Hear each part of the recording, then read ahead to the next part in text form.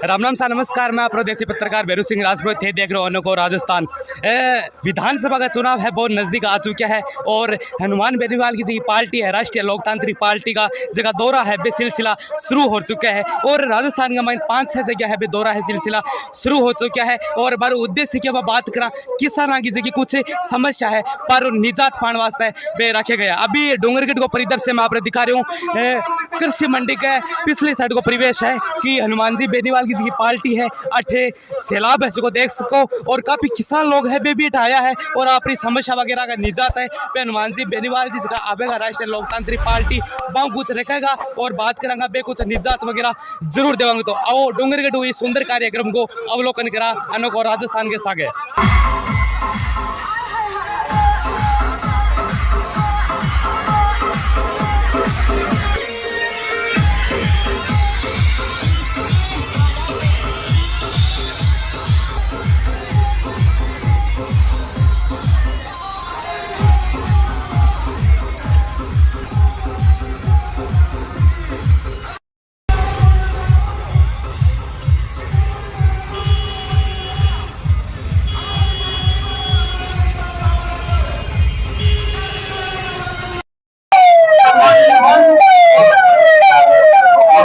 हनुमान जी बेनीवाल पहुंचे थे, आप देख पा रहे हो किस तरह का गाड़ियों का काफिला आपको नजर आ रहा है और हनुमान जी बेनीवाल भी आपको नजर आ रहे होंगे। गाड़ी के ऊपर किस तरह अपने समर्थकों का अभिनंदन और स्वागत और अपने पार्टी का झंडा लेकर किस तरह लहरा रहे हैं आप देख पा रहे हैं।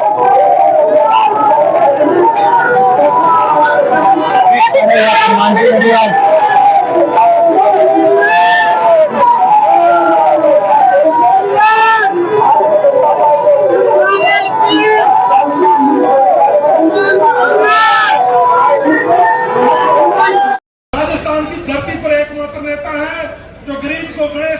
सेवा करने का संकल्प लेकर घर से निकलते हैं। आज से 4 दिन लगातार कल ही धरना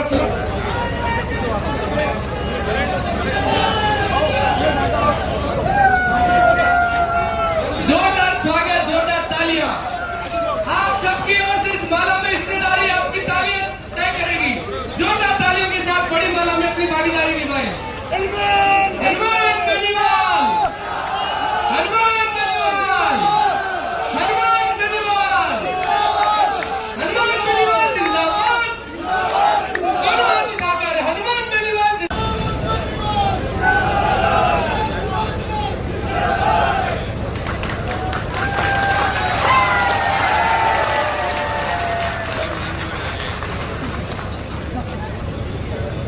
श्री डूंगरगढ़ काम निकालो, मौका लगते अपने भाई की मदद कर दो। जब मैं तुम सबके लिए अपना जीवन समर्पित। इस बार की रैलियों की एक खासियत है कि बुलावा भेजने के लिए हमारे प्रतिनिधि के रूप में हमारे छोटे भाई और हमारी पार्टी के विधायक और पदाधिकारी आपके बीच आते हैं। आप हनुमान बेनीवाल की हाजिरी मान लेते हो और हजारों हजार की संख्या कर रहे हो। इसके लिए हृदय से आपका आभार प्रकट करता हूं। ये तय है कि राजस्थान में बदलाव होगा और ऐसा बदलाव होगा जिसकी कल्पना न तो देश के लोगों ने की होगी और न राजस्थान के उन जिलों के लोगों ने की होगी जो आजादी के 70 साल बाद आज छोटा सा काम पड़ जाता है वो सरकार की तरफ टकटकी लगा के देख रहे हैं। वो सोचते हैं कोई नेता आएगा, कोई अधिकारी आएगा, वो उनकी समस्या का समाधान करेगा। भाइयों, राष्ट्रीय लोकतांत्रिक पार्टी का गठन जिन मुद्दों को लेके हुआ, कल मुझे मीडिया वाले पूछ रहे थे कि पहले कौन कौन सी पार्टियां बनी। मैंने कहा राजस्थान के अंदर तो एक ही पार्टी किसान के बेटों ने बनाई है, उसका नाम राष्ट्रीय लोकतांत्रिक पार्टी है। तो लगातार 18 से 23 तक पहुंची। 29 अक्टूबर 23 को इस पार्टी को बने 5 साल हो जाएंगे।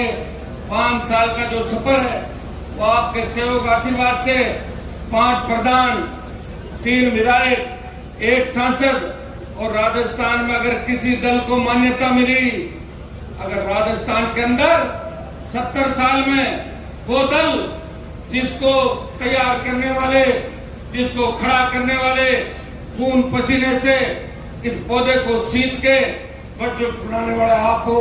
अगर किसान और जवान का कोई दल है तो राष्ट्रीय लोकतांत्रिक पार्टी है, जो देश की सबसे नई पार्टी है। अगर देश की सबसे नई पार्टी की बात चलती है तो गूगल पे सर्च करोगे तो आपको आरएलपी पार्टी दिखाई देगी। और भाइयों, आरएलपी का ये भी इतिहास है कि देश की सबसे बड़ी नई पार्टी का सांसद लोकसभा के अंदर जाता है और जब देश के किसान को तकलीफ के अंदर देखता है, पंजाब से किसानों का आंदोलन चलता है, हरियाणा के किसान के बेटे उन भाइयों की मदद करते हैं, उत्तर प्रदेश का किसान जब सड़क पे आता है, दिल्ली का किसान सड़क पे आता है, तब ये आवाज आती है कि काश कोई राजस्थान से आए उस NH8 को जाम करे। तो तमाम किसान नेता हनुमान बेनीवाल से बात करते हैं, अगर वो चाहता तो मंत्री बन सकता था। उसकी पार्टी देश की नई पार्टी है, वो चाहता तो सत्ता का सुख भोग सकता था मोदी अमित शाह के साथ, लेकिन वो कहता है कि मेरे भाई सड़कों पे हैं, मैं मेरे भाइयों की तकलीफ नहीं देख सकता। मोदी की सत्ता छोड़ के सड़क पे अगर 70 दिन कोई संघर्ष करता है वो नागौर का सांसद है कि जो राजस्थान का मान और सम्मान पूरे देश के अंदर बढ़ाया। भाइयों, अग्निपथ, मेरे पे लोग ये भी आरोप लगाते हैं कि हनुमान जी के साथ तो नौजवान है, सिर्फ युवा लड़कों की फौज है, युवा ही परिवर्तन करते हैं। हर क्रांति के नायक नौजवान थे, तात्या टोपे, मंगल पांडे से लेके भगत सिंह तक जो क्रांति के हीरो थे वो नौजवान थे। उनकी उम्र बहुत कम थी। नौजवानों ने जब जब चाहा देश के अंदर परिवर्तन किया, नौजवानों ने जब जब चाहा प्रदेशों में परिवर्तन किए। आसाम के अंदर एक बार नौजवानों ने बहुत बड़ा आंदोलन किया और मुख्यमंत्री से लगा के सारे मंत्री और विधायक उस पार्टी के बड़े, नौजवानों की एक पार्टी आसाम के अंदर बड़ी थी। भाइयों, मैं विश्वास दिलाता हूँ कि आज आप उस मोड़ पे खड़े हो जहाँ सत्ता आपका इंतजार कर रही है। ये बहुत बड़ा राजस्थान है। डूंगरपुर के अंदर बैठे आदमी को पता नहीं कि गंगानगर में क्या हो रहा है। धौलपुर चंबल के बीड़ के अंदर बैठे उस किसान को पता नहीं कि जैसलमेर बाड़मेर के अंदर क्या हो रहा है। मैंने पूरे राजस्थान के अंदर संघर्ष प्रयास किया और पिछले 20-25 साल के अंदर रेतीले घरों से लेके चंबल के बीड़, डूंगरपुर के आदिवासी अंचलों से लेके गंगानगर हनुमानगढ़ तक पानी की मांग करे किसानों के साथ हर आंदोलन मोर्चे पे खड़ा रहा। चाहे राजस्थान की विधानसभा के अंदर रहा, हमेशा किसान जवान के लिए। मुझे रोज आप देखते थे एक व्यक्ति लड़ता था, वो वसुंधरा से लड़ रहा था, वो गहलोत से लड़ रहा था, वो किसान विरोधी सामंतिक ताकतों से लड़ रहा था, वो अपराधियों से लड़ रहा था। सत्ता को ठोकर मार के, मंत्री पद को ठोकर मार के, संतरी बन के अगर 20 साल किसी ने सेवा की, नागौर के शासन ने सेवा की, और दिल्ली जाने के बाद जब किसान की बात आई और सेना को ठेके पे दिया, तब देश का एकमात्र सांसद जिसके मन में पीड़ा थी, मैं उस कौम से आता हूँ जिस कौम का इतिहास बहुत बड़ा है, जिस कौम ने इतिहास लिखा, जिस कौम के इतिहास जिस कौम के संघर्षों से अटा पड़ा है। अफगानिस्तान से लेके गंगा के तट तक जिस कौम का बोलबाला था, अगर हमारे भाइयों को आप सेना में जाने से रोकोगे, मोदी जी, मैं इसका विरोध करूंगा। लोकसभा के अंदर सेना को ठेके का अगर विरोध किसी ने किया तो झंडे के साथ राष्ट्रीय लोकतांत्रिक पार्टी के सांसद ने किया। और जोधपुर में 2 लाख जवानों की रैली करके ये संदेश दिया, प्रधानमंत्री जी, पहले भी 3 कृषि बिल आपने वापिस लिए थे, वापिस आपको अग्निपथ लेना होगा। ये नौजवानों की हुंकार है, ये नौजवानों की ललकार है। मैं विश्वास दिलाता हूँ इसके बाद अग्निपथ को लेकर भी बड़ा आंदोलन राजस्थान में करेंगे। हरियाणा, यूपी, दिल्ली को मिला के फिर दिल्ली की ओर कूच करेंगे, फिर अग्निपथ को सरकार को वापस लेना पड़ेगा। अभी दिल्ली का पहलवान, दिल्ली की हमारी किसान की बेटियां जब जंतर मंतर के अंदर बैठी अपने लिए न्याय की गुहार लगा रही थी, उत्तर प्रदेश के बाहुबली सांसद जो भारतीय जनता पार्टी को कितना डोनेट करते होंगे, मुझे लगता है कि बहुत बड़ा व्यक्ति होगा। ये पूरी बीजेपी झुक गई उसके सामने। लेकिन अगर देश का कोई सांसद सबसे पहले जंतर मंतर के धरने पे पहलवानों के बीच जाता है, वो नागौर का सांसद है, वो जाके बेटी को सम्मान दिलाई जाता है। उसके बाद लोकसभा का नया भवन बनता है। लोकसभा के नए भवन के उद्घाटन में कांग्रेस अपनी राजनीतिक रोटियां सेकती है, कांग्रेस पार्टी कहती है कि हम बहिष्कार करेंगे, उनका मुद्दा दूसरा होता है। बीजेपी अंदर जाने की बात करती है, एनडीए यूपीए में देश बढ़ जाता है, उन पहलवान बेटियों को भूला दिया जाता है। तब इस देश के किसान का एक बेटा हनुमान बेनीवाल ये कहता है कि पहलवान बेटियों को न्याय नहीं मिला, मैं नए लोकसभा भवन करके नहीं जाऊंगा। ये अगर किसी ने त्याग समर्पण किया, आपके भाई ने किया, तो पहलवानों पर लाठीचार्ज होती है, पहलवानों को गिरफ्तार किया जाता है। अगर बजरंग को थाने से छुड़ा के कोई लाता है तो नागौर का सांसद है, थाने के बचा के अपने भाई को छुड़ा के और बिना मुकदमे वापस लेकर। भाइयों, ये छोटी सी कहानी मैंने दिल्ली की आपको बताई। आज राजस्थान के अंदर जो हालात है वो आपसे छिपे नहीं, देश के अंदर जो हालात है वो आपसे छिपे नहीं।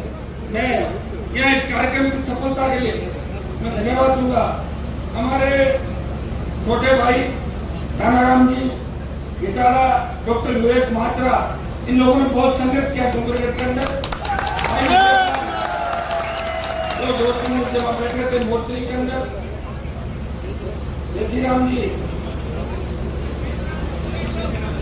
जी गोदारा, तुलसीराम जी गोदारा, लक्ष्मण जी खेलेरी सरपंच साहब, प्रभु जी गोदारा सरपंच साहब, रामूराम जी फूकर, शेर सिंह जी भाटी, सुनील बिश्नोई, सुखदेव बिशु, जावेद कामखानी, तुलसीराम झूठी, सोहनलाल लोहार, श्रवण जी सारस्वत, देवीलाल जी पूर्व सरपंच, धनाराम जी फौजी, चेनाराम, हमारी पार्टी के राष्ट्रीय महासचिव भाई मनीष चौधरी और क्यूसर के विधायक छोटे भाई नारायण बेनीवाल, पार्टी के प्रदेश अध्यक्ष और गोपालगढ़ विधायक पुखराज जी गर्ग, जितने हमारे प्रधान बैठे हुए हैं, लाल सिंह जी मूंड अभी ताजा चुनाव लड़े सरदार शहर के अंदर, जिन्होंने भारतीय जनता पार्टी और कांग्रेस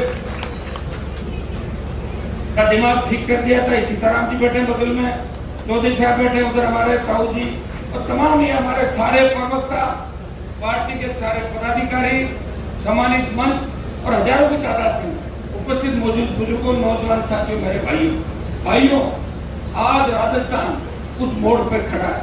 आप देखिए, मुख्यमंत्री जी का बयान देखिए, किस तरह बयान करें मुख्यमंत्री, और दिल्ली वालों को देखिए, जो भी उनके खिलाफ बोलता है उसको सीबीआई का डर दिखा देते हैं, ईडी का डर दिखा के तो नेता का मुंह बंद कर देते हैं। ये तो लोकतंत्र खतरे में है, लोकतंत्र की हत्या हो रही है हिंदुस्तान के अंदर, लोगों को बोलने का अधिकार नहीं। अगर आम आदमी बोलना चाहता है तो राजस्थान की सरकार भी उसे तंग करती है और दिल्ली की सरकार भी तंग करती है। कांग्रेस की जब सरकार बनी थी राजस्थान के अंदर, तब ये बात चली थी कि किसानों का कर्जा माफ होगा। राहुल गांधी ने कहा था 1, 2, 3, 4, 5, 8, 9, 10 दिन में संपूर्ण कर्जा माफ। किसी ने पर्ची पकड़ाई, राहुल गांधी ने बोल 10 दिन में कर्जा कैसे माफ होगा, बताओ मुझे। और कर्ज माफ के लिए अगर बीजेपी के लोग कांग्रेस पर आरोप लगा रहे हैं, वो झूठे हैं, वो भी चाहे तो कांग्रेस बीजेपी दोनों मिलकर, स्टेट और दिल्ली मिलकर देश के किसानों का कर्जा माफ कर सकती है। कर्जा माफी के आंदोलन को अगर हवा किसी ने दी तो नागौर के अंदर जब हमने हुंकार भरी थी और मध्य प्रदेश, मंदसौर और उन इलाकों में किसानों ने कर्ज माफी का आंदोलन को लेकर सीने पे गोलियां खाई, तो पूरे देश में कर्ज माफी का आंदोलन को हवा मिली थी। भाइयों, कर्जा माफ पहली आवश्यकता है। सरकार रात कैंप लगा रही है और बातें कर रही है, और प्रधानमंत्री जी तो लग रहा है किसानों के इतने विरोधी हो गए, उन्हें किसान नाम से नफरत हो गई।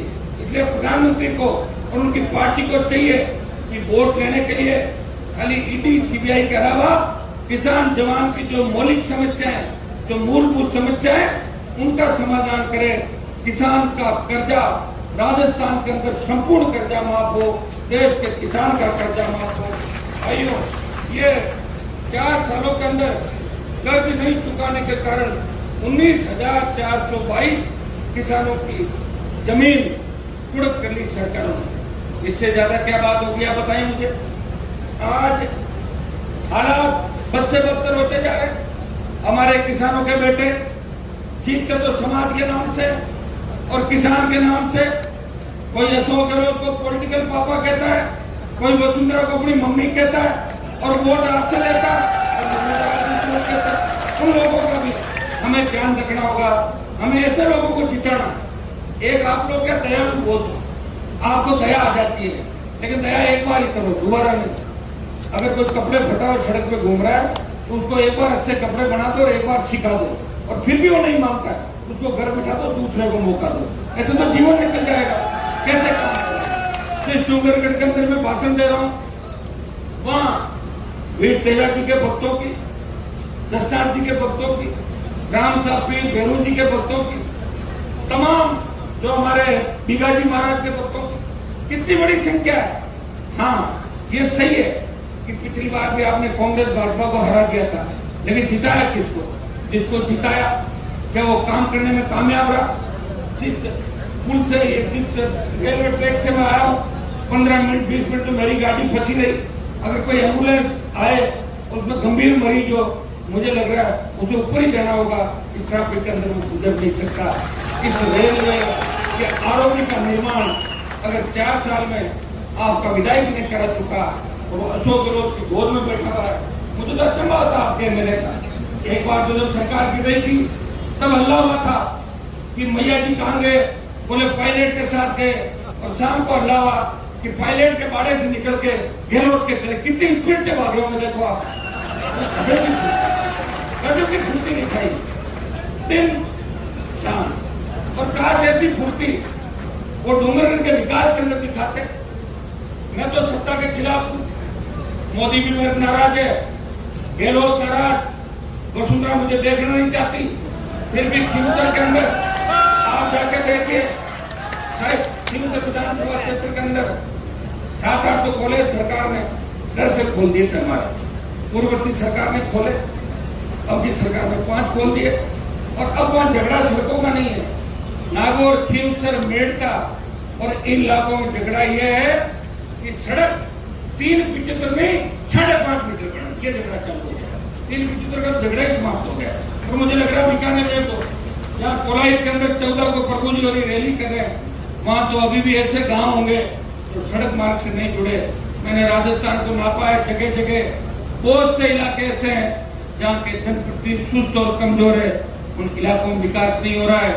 डूंगरगढ़ प्यासा है, डूंगरगढ़ की धरती पानी मांग रही है, वो पीने का पानी यहाँ का आम आदमी मांग रहा है, वो सिंचाई का पानी यहाँ के लोग मांग रहे हैं। अगर हमारे नेताओं की सोच ठीक होती, 60 साल पहले इंदिरा गांधी नहर सहित हरियाणा से जो नहरें आती है, अगर राजस्थान के अंदर उन नहरों से सिंचाई क्षेत्र बढ़ा दिया जाता तो हमारे बच्चे भी इंग्लैंड, अमेरिका, जर्मनी के अंदर पढ़ते।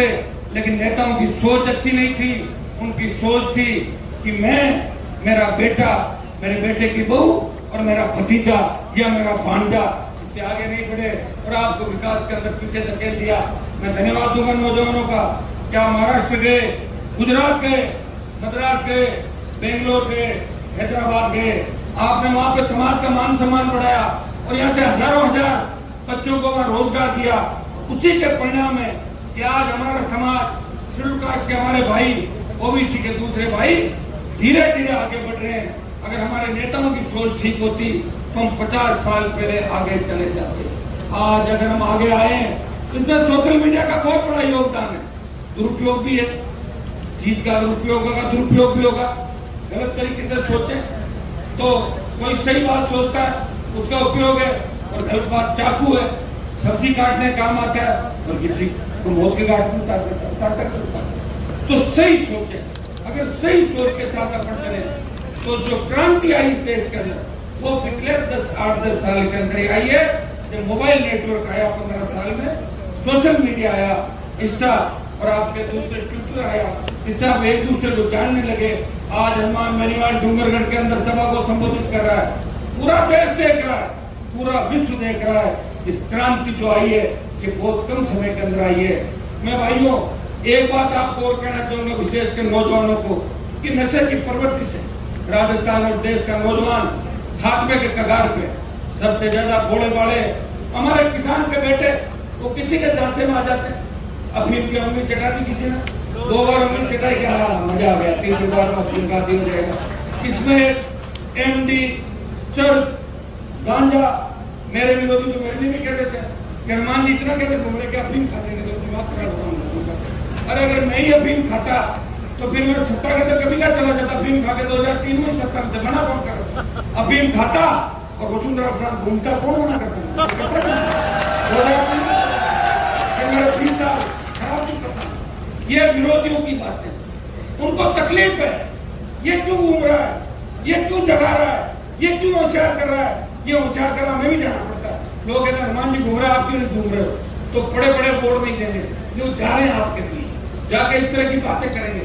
आप चिंता नहीं करें, मैं से रात को 2 बजे भी आप मिलते हो, दिन में भी मिलते हो, और ये चिंता जरूर में नहीं करते हो कि हनुमान जी किस मिट्टी के बने हैं, जो रात को चलते हैं, दिन में चलते हैं।